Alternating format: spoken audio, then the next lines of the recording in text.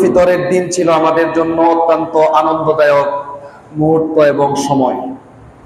কেন? ঈদুল ফিতরের দিনে আল্লাহ তাআলা রব্বুল আলামিন সকল রোজাদার বান্দা বান্দীদেরকে সাধারণভাবে ক্ষমা ঘোষণা করে দেন। বলি সুবহানাল্লাহ। যারা এক মাস সিয়াম পালন করে তাদের ক্ষমা করেন কোথায়? শাওয়ালের প্রথম দিন, অর্থাৎ ঈদগাহের ময়দানে। যারা এক মাস রোজা রাখার পরে ওই দিন যারা উপস্থিত হয়েছিল ঈদগার ময়দানে, নবী আলাইহিস সালাতু ওয়াস সালামের হাদিস অনুযায়ী, নবীজির কথা অনুযায়ী, ওই দিন সকল ঈদগাহে সমবেত সকল মুসলমান নবীজির উম্মতদেরকে আল্লাহ তাআলা কি করে দিয়েছেন? ক্ষমা করে দিয়েছেন। সুবহানাল্লাহ।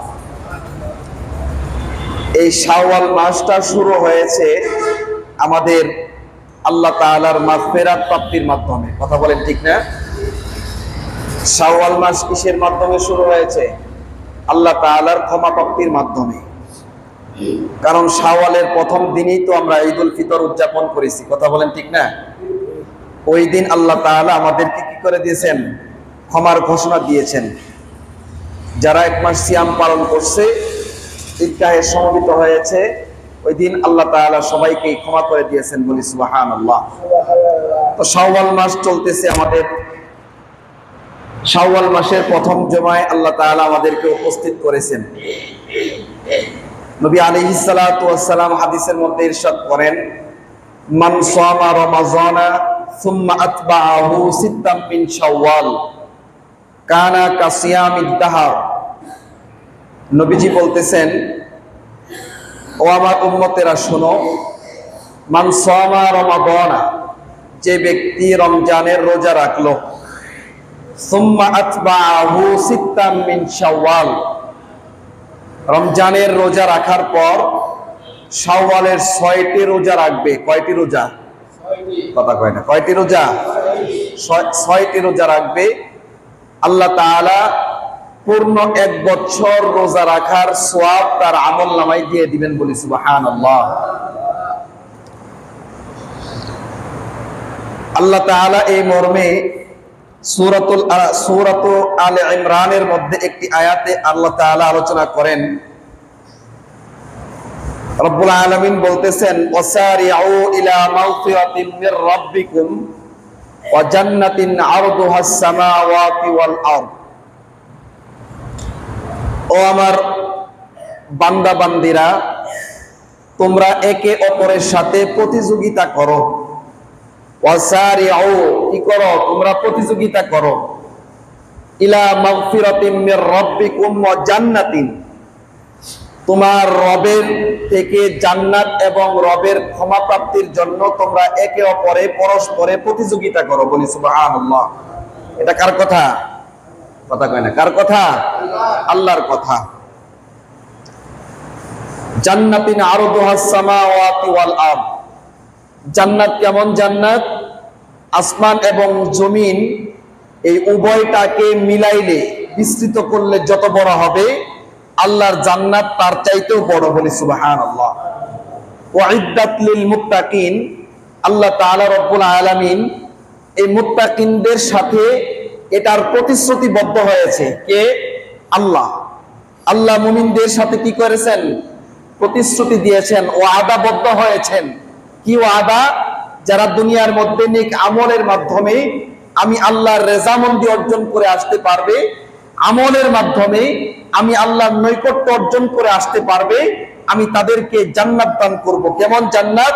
যেই জান্নাত দুনিয়ার আসমান এবং জমিন একত্রিত করলে যতটুকু বিস্তৃত হবে, তার থেকেও বড় বিস্তৃত জায়গা বিশিষ্ট জান্নাত আমি ওই বান্দাকে দান করব। বলি সুবহানাল্লাহ।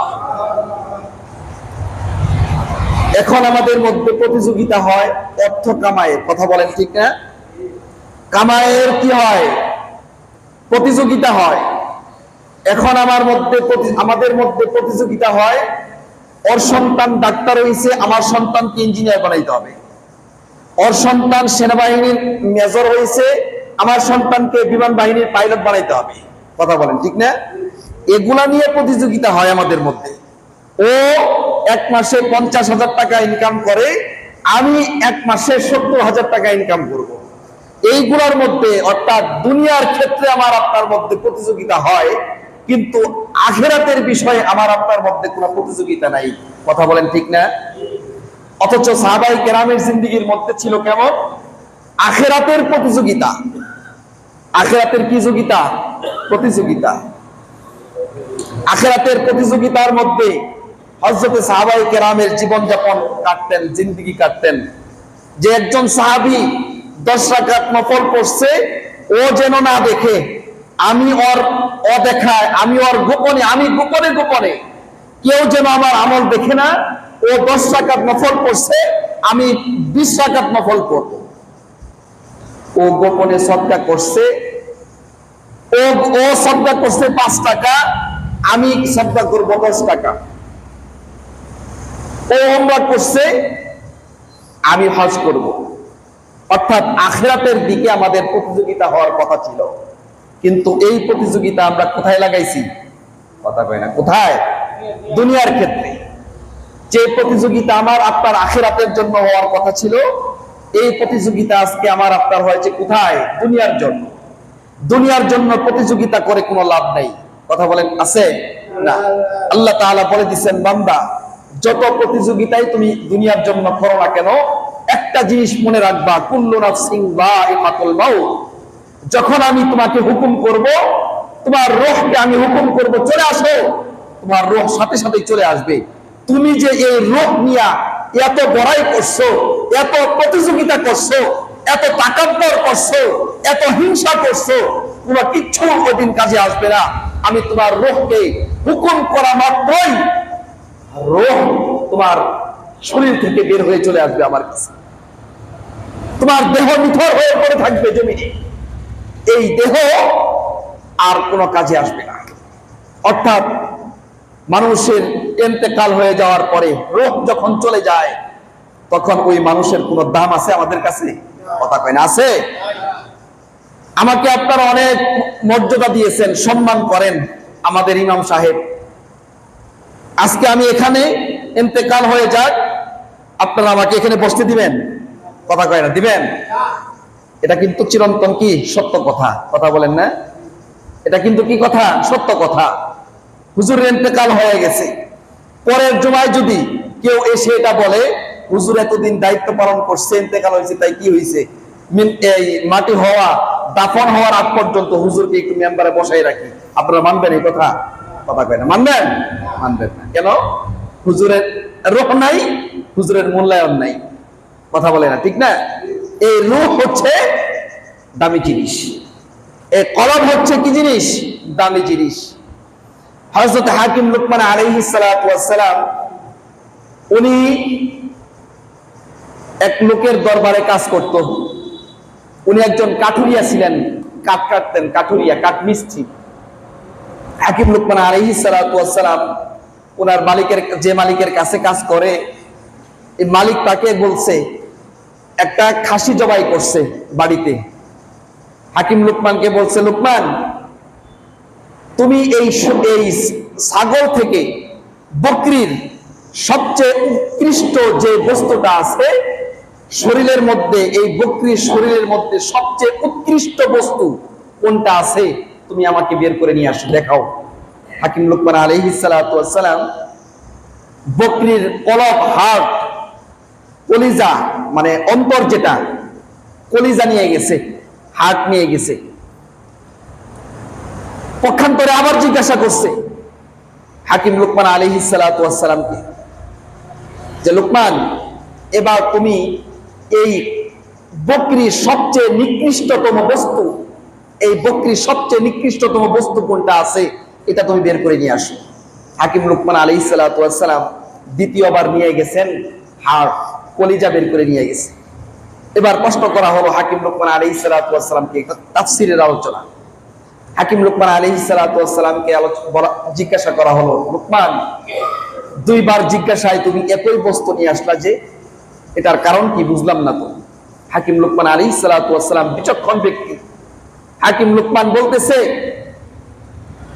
ও আমার মনিব, আমার মালিক, এই যে কলিজা, এই যে হাড়, এই যে অন্তর আত্মা যেটা আপনি বলেন না কেন, এই জিনিসটা যার পবিত্র হয়ে গেছে ওই দামি হয়ে গেছে।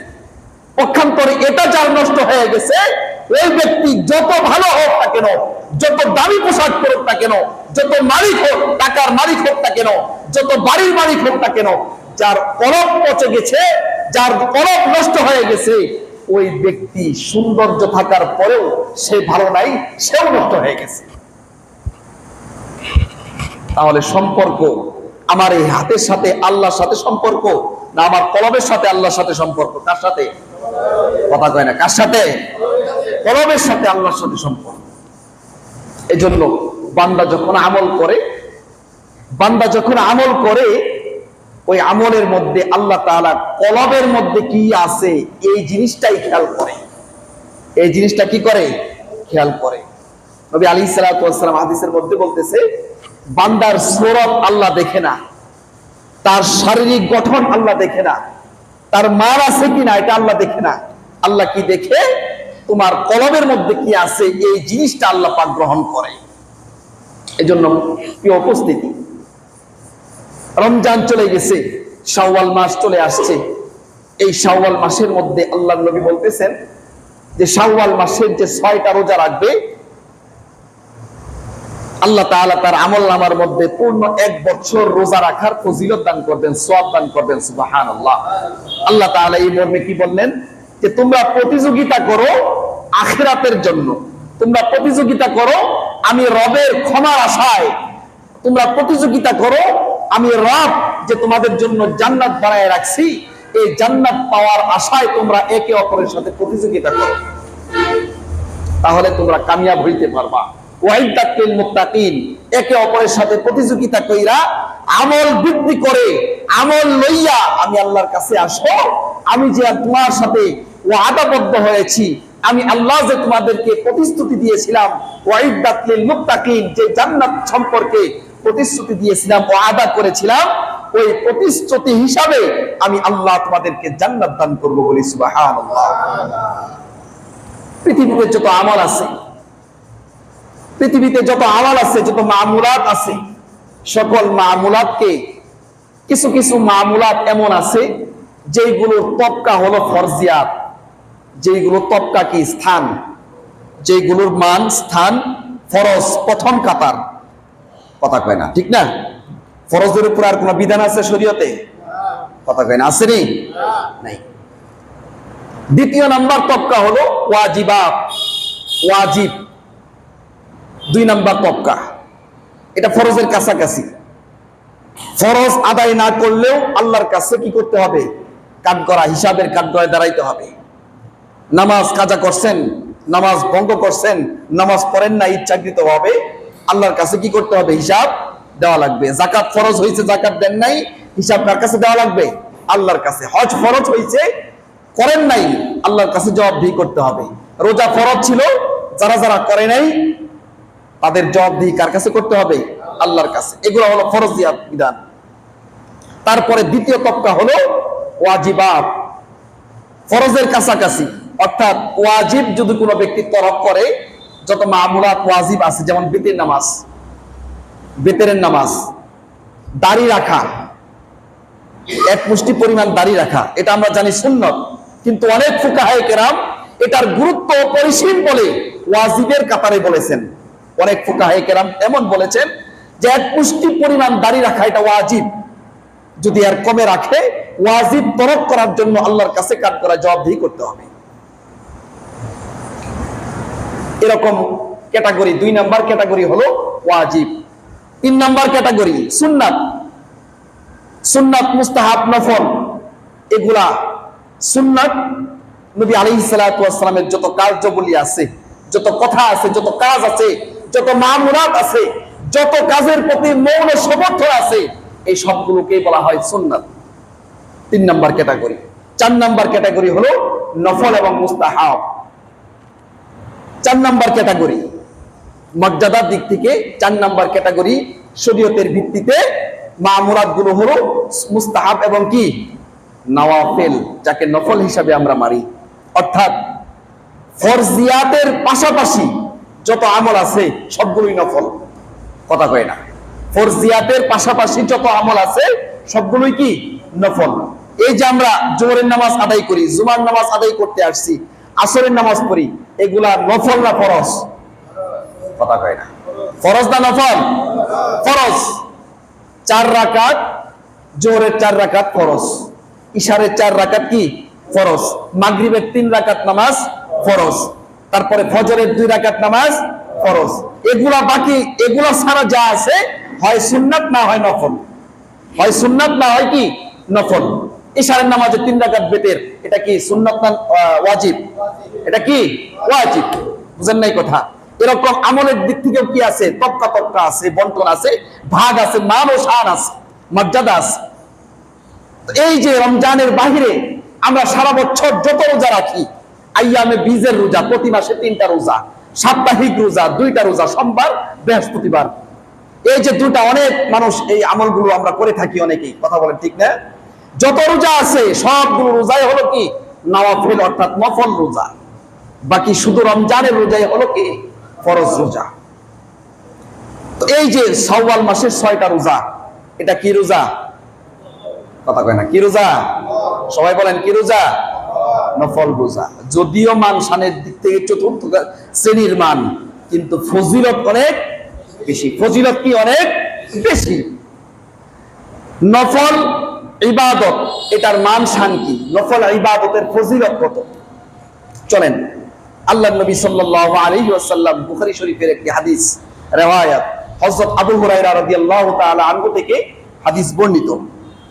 নবী আলাইহিস সালাতু ওয়াস সালাম বলতেছেন, নফল ইবাদত, নফল নামাজ, নফল নামাজের এত মর্যাদা, এত মান, এত শান, আল্লাহ তাআলা রব্বুল আলামিন এই নফল ইবাদত যে বান্দাগুলো করার অভ্যস্ত হয়, অর্থাৎ প্রতিনিয়ত ফরজিয়াত ওয়াজিবাত আদায়ের পাশাপাশি বান্দা নফল ইবাদতে অভ্যস্ত হবে, আল্লাহ তাআলা রব্বুল আলামিন বলতেছেন, ওই বান্দাকে আমি আল্লাহ সবচেয়ে বেশি আমার কাছে, আমার নৈকট্যশীল বান্দা হিসাবে আমি তাকে ঘোষণা করে দেই। বলি সুবহানাল্লাহ। নবী আলাইহিস সালাতু ওয়াস সালাম এই হাদিসের মধ্যে বলতেছেন যে বান্দা সর্বপ্রথম সবচেয়ে বেশি আল্লাহর নৈকট্য অর্জন করতে পারে ফরজিয়াত আমলগুলোর মাধ্যমে। ফরজিয়াত আমলগুলোর মাধ্যমে বান্দা আল্লাহর নৈকট্য সবচেয়ে বেশি তাড়াতাড়ি করতে পারে, অর্জন করতে পারে। আমার কথা কি আপনারা বুঝেন? সবাই বলেন বুঝেন কথা? না বুঝলে জিজ্ঞাসা করবেন। তাহলে আল্লাহর নবী বলতেছে, কোন আমলের মাধ্যমে বান্দা আল্লাহর নৈকট্য তাড়াতাড়ি অর্জন করতে পারে? কোন আমলের মাধ্যমে? ফরজিয়াতের মাধ্যমে। কিসের মাধ্যমে? ফরজিয়াত আমলের মাধ্যমে। তো বান্দা যখন, আল্লাহর নবী বলতেছে, বান্দা যখন ফরজিয়াত আমলগুলোর পাশাপাশি নফল ইবাদতের মধ্যে অভ্যস্ত হয়, নফল ইবাদত করতে থাকে, আল্লাহ তাআলা রব্বুল আলামিন নৈকট্য অর্জনের পাশাপাশি বান্দার মর্যাদা বাড়াইতে থাকে। বলি সুবহানাল্লাহ। কেমন মর্যাদা? আল্লাহর নবী হাদিসের মধ্যে বলতেছেন, হযরত আবু হুরায়রা রাদিয়াল্লাহু তাআলা আনহু বলে, আল্লাহ তাআলা বলতে থাকেন যে বান্দা নফল ইবাদতে অভ্যস্ত হবে, নফল নামাজ বেশি বেশি পড়ায় অভ্যস্ত হবে, আল্লাহ তাআলা রব্বুল আলামিন কেমন প্রিয় হবে ওই বান্দার জন্য, ওই বান্দাকে আল্লাহ কেমন কাছে বানায় নিবে। আল্লাহ তাআলা বলতেছেন, ওই বান্দা যে চোখ দিয়ে দেখে, ওই চোখ যেন আমি আল্লাহর চোখ দিয়েই দেখতেছি। বলি সুবহানাল্লাহ। যে কান দিয়ে বান্দা শ্রবণ করে, ওই কান যেন বান্দার, কিন্তু ওই কান হলো আমি আল্লাহর সাথে সম্পর্ক হয়ে গেছে। বলি সুবহানাল্লাহ। নফল ইবাদতের মাধ্যমে বান্দার হাত যেন আমি আল্লাহর হাত হয়ে গেছে। বলি সুবহানাল্লাহ। বান্দার পা যেন আমি আল্লাহর পা হয়ে গেছে। বলি সুবহানাল্লাহ। তাহলে বান্দার চোখের সাথে যদি আল্লাহর কুদরতি চোখের সম্পর্ক থাকে, তাহলে ওই বান্দার মান মর্যাদা কম না বেশি? কথা কয় না, কম না বেশি? অনেক বেশি, অনেক বেশি। আল্লাহ তাআলা রব্বুল আলামিন বলতেছেন, আলা ইন্না আউলিয়া আল্লাহি লা খাউফুন আলাইহিম ওয়ালা হুম ইয়াহজানুন।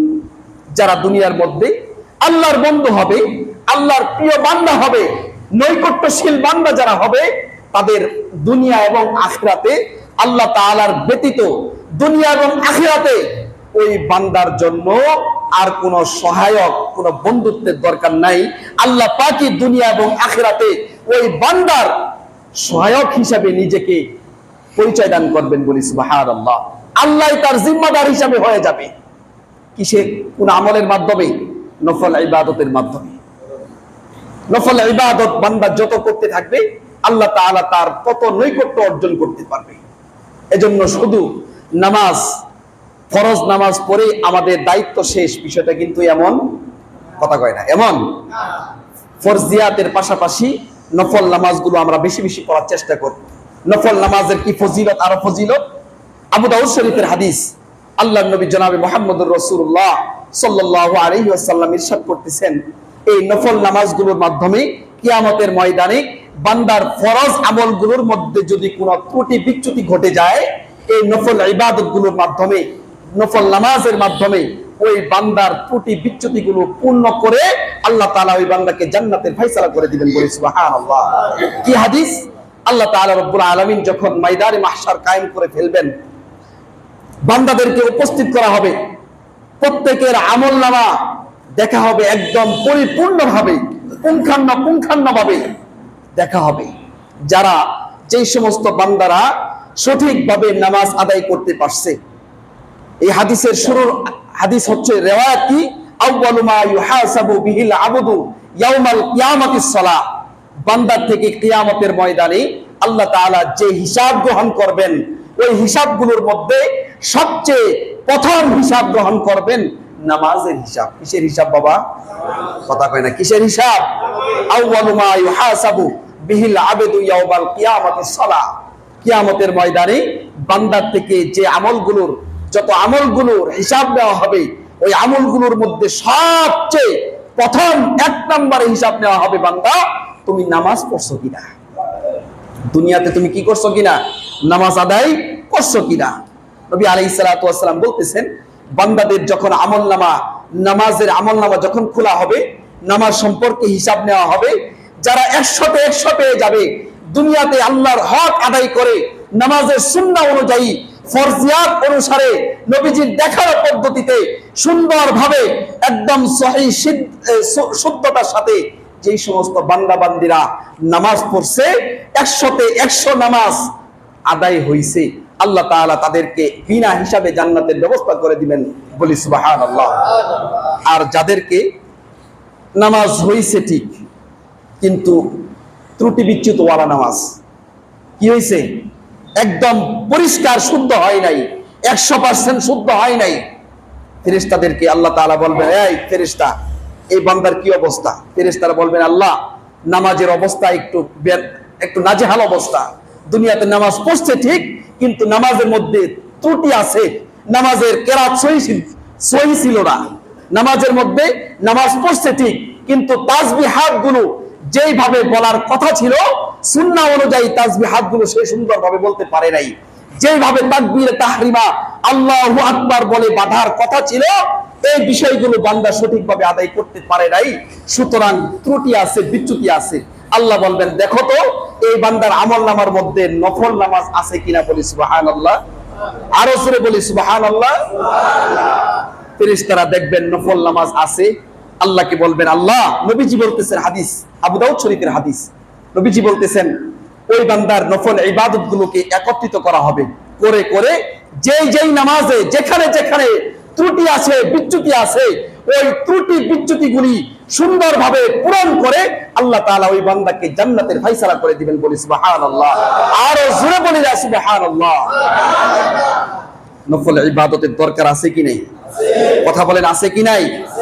হুজুর নফল নামাজ কোনতে পড়ুন? ফরজি পড়ার সময় পাই না আমরা, ফরজ পড়ারই সময় পাই না, জোহরের আগে 4 রাকাত সুন্নাত, সময় নাই হুজুর, বাড়ি থেকে বের হইছি 5 মিনিট, ওযু টযু কইরা এসে দেখি নামাজের সময় হয়ে গেছে। বুঝেন নাই কথা? ফরজ পড়ার পরে দেখবেন সুন্নতের মধ্যে একটু ছেড়ে দেওয়ার গাফিলতি আসে, এই কথা কয় না, আসে না একটু? ফরজ যখন পড়া শেষ হয়ে যায়, সুন্নত যদি বাকি থাকে, তাহলে ফরজিয়াত আদায় শেষ করার পরে আর ওই বাকি সুন্নতটা পড়ার মতো কি থাকে না, মানসিকতা থাকে না। শয়তান ধোঁকা দেয়, বাদ দেও না, সুন্নতই তো, একদিন সুন্নত ছাড়লে কি হবে।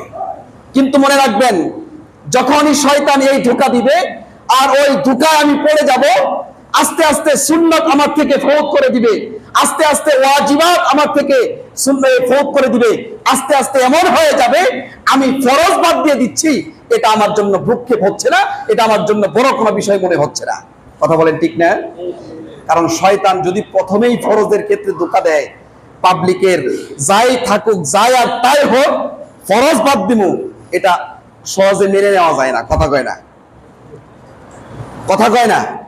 ফরজ বাদ দিয়ে দিমু, এটা কিন্তু না একটু মনে সয় না, বুঝেন না? হারে নামাজটা বাদ দিমু, কিন্তু যখন সুন্নাত বাদ হয়ে যাবে শয়তান ধোঁকাটা ওই জায়গায় লাগাবে। শয়তান সরাসরি ধোঁকা ফরজ বাদ দেওয়ার জন্য দিবে না আমাকে আপনাকে, শয়তান ধোঁকা দিবে আই সুন্নাত বাদ দে। একদিন জোরে সুন্নাত মনে করেন আসতে পারেন না, টাইমলি সুন্নাত বাদ হয়ে গেছে, ফরজ পরে শেষ করছি, এখন 2 রাকাত সুন্নত পড়তে হবো, আগের 4 রাকাতও পড়তে হবো। এখন তো দোকান রেখেছি 21 মোড়ে। কথা কয় না? দোকান রেখেছি কোথায়? 21 মোড়ে। এখন যদি আবার 6 রাকাত নামাজ, 4 রাকাত তো ফরজ পড়ছি হুজুরের পিছে, ওটা তো তালেই শেষ হয়ে গেছে, হুজুর উঠছে পড়ছে ওই তালেই শেষ। আবার এখন যদি আবারও 2 রাকাত সুন্নত, আবার 4 রাকাত সুন্নত পড়তে যাই, 6 রাকাত, ও বাবা বহুত সময়ের দরকার। তার কি দরকার আছে 2 রাকাতই পড়ি, 4 রাকাত বাদ দিয়ে দিই। এমন মনে হয় না আমার? কথা বলেন না কেন? হয় না? মনে করবেন যে এটা শয়তানের ফার্স্ট ধোঁকা, নামাজ থেকে বিচ্যুতি ঘটায় দেওয়া প্রথম ধোঁকা এটা। এই ধোঁকায় কি করা যাবে না? পা দেওয়া যাবে না। আমার সুন্নত ফরজ হয়েছে তাই কি, আমি ফরজের আগে পড়তে পারি নাই, সময় নাই, তাই কি হয়েছে? পরে পড়া যাবে না? কথা কয় না? পরে পড়া যাবে না? হুজুর ফরজই তো পড়তে পারি না, সুন্নতি বাদ হয়ে যায়, ওরে নফল তো আরো মেলা দূর, নফল তো আরো কি দূর? মেলা দূর। কিন্তু না, নফল মেলা দূর হইলেও কিন্তু এই নফল আল্লাহর কাছ পর্যন্ত আমাকে আপনি পৌঁছায় দিবে তাড়াতাড়ি, বলি সুবহানাল্লাহ। এজন্য এই নফল রোজা সিজন সময় চলতেছে, শাওয়ালের 6টা রোজা, এটা কি রোজা? নফল রোজা। কথা বলেন কি রোজা? নফল রোজা। যে ব্যক্তি, নবীজি বলতেছেন, যেই ব্যক্তি এই শাওয়ালের 6টা রোজা করবে, এটা কি শাওয়াল মাসের 6টা রোজা করবে, ওই ব্যক্তি পূর্ণ 1 বছরের সওয়াব, রোজা রাখার সওয়াব পাবে, বলি সুবহানাল্লাহ। এখন এই কথা শোনার পরে মনে হবে যে রমজানের রোজা তো যারা করে নাই তাদের মনে হইতে পারে যে হুজুর রমজানের রোজা বাদ দিছি, এই 6 রোজা করে আনবো, এটা ঘাটতি পূরণ করি। কথা কয় না? এটা হবে? এজন্য নবীজি হাদিসের মধ্যে বলেই দিছেন, মান সামা রমাদানা, যে ব্যক্তি রমজানের রোজা পালন করছে, সুম্মা আতবাহু সিত্তাম মিন শাওয়াল, রমজানের 30টা রোজা পালন করার পরে যারা এই 6 রোজা রাখবে, তাদের আমলনামায় আল্লাহ তাআলা পূর্ণ 1 বছর রোজা রাখার সওয়াব দিবে, বলি সুবহানাল্লাহ। রমজানের রোজার খবর নাই, এই নফল রোজা নিয়ে টানাটানি করলে কি হবে কাজ? কথা কয় না? হবে কাজ? হবে। এজন্য বাবা প্রিয় উপস্থিতি, আমি যে কথাগুলো বলতেছি এই কথাগুলোর উপরে আমাকে আল্লাহ তাআলা আগে আমল করার তৌফিক দান করুন, সকলে বলি আল্লাহুম্মা আমিন। তারপরে আপনারা যারা শুনলেন, আপনাদের সবাইকে আল্লাহ তাআলা এই কথাগুলোর উপরে আমল করার তৌফিক দান করুন, সকলে বলি আল্লাহুম্মা আমিন। নফল নামাজ, নফল রোজার অনেক ফজিলত, অনেক ফজিলত। আল্লাহর নবী জনাবে মুহাম্মদুর রাসূলুল্লাহ সাল্লাল্লাহু আলাইহি ওয়াসাল্লাম বলতেছেন, একজন সাহাবী আল্লাহর নবীর আযাদকৃত গোলাম হযরতে সাওবান রাদিয়াল্লাহু তাআলা আনহু, ইনি ছিলেন আল্লাহর নবীর আযাদকৃত গোলাম। আল্লাহর নবী এই সাওবান রাদিয়াল্লাহু তাআলা আনহুকে ক্রয় করছিলেন নিজের গোলামি করার জন্য, পরবর্তীতে আযাদ করে দিবেন। এই সাওবান রাদিয়াল্লাহু তাআলা আনহুকে একজন সাহাবী জিজ্ঞাসা করছেন, ভাই বলেন তো এমন একটা আমলের কথা আপনি আমাকে শিখায়া দেন যে আমল করার কারণে আল্লাহ তাআলা আমাকে জান্নাতে দিবে, জান্নাত পর্যন্ত আমি যাইতে পারি। সাওবান রাদিয়াল্লাহু তাআলা আনহু চুপ থাকছে। দ্বিতীয়বার আবারও জিজ্ঞাসা করছে, ভাই আপনি আমাকে এমন একটা আমল শিখায়া দেন যে আমল করলে আমি কোথায় যেতে পারি? কোথায় যেতে পারি? জান্নাতে যাইতে পারি। সাওবান চুপ থাকছে। আবারও জিজ্ঞাসা করছেন, ভাই আমাকে একটা আমল শিখায়া দেন যে আমল করলে আমি যেন আল্লাহর জান্নাত পর্যন্ত যাইতে পারি। হযরত সাওবান রাদিয়াল্লাহু তাআলা আনহু বলতেছেন, আমি নবীজিকে প্রশ্ন করেছিলাম, যখন আমি নবীজির খেদমতে ছিলাম, তখন আল্লাহর রাসূলকে আমি জিজ্ঞাসা করছি, ইয়া রাসূলুল্লাহ, ইয়া হাবিবাল্লাহ, এমন একটা আমল আপনি আমাকে বলে দেন যে আমলটা আমি করলে যেন আল্লাহর জান্নাত পর্যন্ত যাওয়া আমার জন্য সহজ হয়, আমি যেন জান্নাতে পৌঁছাইতে পারি। আল্লাহ রাসূল সাল্লাল্লাহু আলাইহি ওয়াসাল্লাম হযরতে সাওবান রাদিয়াল্লাহু তাআলা আনহুকে এই উত্তর শিখায়া দিছে, আমল শিখায়া দিছে। সাওবান, তুমি বেশি বেশি আল্লাহর পায়ে সিজদা করতে থাকো। বলি সুবহানাল্লাহ। তুমি কি করতে থাকো? বেশি বেশি সিজদা করতে থাকো। দেখেন সিজদা করলে কি হয়, যে বান্দা আল্লাহর কুদরতি পায়ে সিজদা করে, আল্লাহ তাআলা রব্বুল আলামিন কিয়ামতের ময়দানে ওই সিজদাকারী বান্দাদেরকে ডাক দিবেন, ওই কে আছো আমার পায়ে বেশি বেশি সিজদা দিছো। এই ঘোষণা শুনে যারা নামাজ পড়ছে তারাও দৌড় দিয়ে যাবে, যারা নামাজ পড়ে নাই তারাও আল্লাহর দরবারে দৌড় দিয়ে যাবে, গিয়া বলবে, আল্লাহ আমি তো নামাজ পড়ছি। আমি কি করছি? কথা কয় না। কি করছি? নামাজ পড়ছি। স্বাভাবিক একটা উদাহরণ দিলে বুঝবেন, সময় শেষ। এই যে এখন তেলের ক্রাইসিস চলতেছে না? কথা কয় না। তেলের ক্রাইসিস চলতেছে না? এই তেলের ক্রাইসিসের মধ্যে অনেক জায়গাতে ম্যাজিস্ট্রেট, ইওনো মহোদয়, পুলিশ, তারপরে প্রশাসন থেকে থেকে কাগজ, হেলমেট দেখে দেখে তাদেরকে তেল বিতরণ করতেছে। কথা কয় না? আছে না? ওইখানে এমন মানুষ উপস্থিত হয় যাদের এই গাড়ির রেজিস্ট্রেশনের নাম্বারের মেয়াদ শেষ হয়ে গেছে। কথা কয় না। কাগজ আছে কিন্তু কি নাই? মেয়াদ নাই। কাগজ আছে কিন্তু কি নাই? মেয়াদ নাই। তারা উপস্থিত হয়েছে। এই কার কার কাগজ আছে সামনে আসেন। এখন দেখবেন যাদের মেয়াদ নাই তারাও গিয়ে উপস্থিত হয়, স্যার স্যার কাগজ আছে। মেয়াদ আছে কিনা এটা তো দরকার নেই, স্যার কাগজ আছে। বুঝেন নাই কথা? ওইরকম ভাবে কিয়ামতের ময়দানে আল্লাহ তাআলা যখন সিজদাকারী বান্দাদেরকে ডাকবে, সিজদা করুক না করুক, সিজদার মেয়াদ থাকুক না থাকুক, ও ইবাদত করুক না করুক, আল্লাহর ডাকে সাড়া দিয়া জান্নাতের আশায় মিথ্যা দাবিদার হয়ে আল্লাহর দরবারে উপস্থিত হবে। আল্লাহ আমি তো দুনিয়াতে সিজদা করছি। এখন এই তেলের পাম্পে কি ঘটনা ঘটে? ম্যাজিস্ট্রেট কাগজ দেখা শুরু করছে। ম্যাজিস্ট্রেট কি করতেছে? কাগজ দেখা শুরু করছে। যারটা লিগ্যাল আছে, এই একটা তেল দিয়ে দাও, পার করাই দিছে না? আল্লাহ পাক রব্বুল আলামিন ওই দিন আমলনামা নিয়ে বসবেন, এই তুমি যে নামাজ পড়ছো এই আমলনামার মধ্যে তো সিজদা দিছো, এটা তো কোনো চিহ্ন নাই। কথা বলেন না? তোমার তো কি নাই? কোনো চিহ্ন নাই, কাজেই তুমি সিজদা করো নাই, তুমি মিথ্যা দাবিদার, তুমি জাহান্নামে যাও। যারা সিজদা করছে তাদেরকে জান্নাতের ফয়সালা করে দিয়েছি। বলি সুবহানাল্লাহ। এজন্য আল্লাহর নবী সাওবানকে শিখায় দিতে, সাওবান যদি তুমি আল্লাহর জান্নাত কামাই করতে চাও তাহলে বেশি বেশি সিজদা করো। বেশি বেশি কি করো? সিজদা করো। সিজদার মাধ্যমে আল্লাহ তাআলা তোমাকে জান্নাতে পৌঁছায় দিবেন। বলি সুবহানাল্লাহ। কি উপস্থিতি!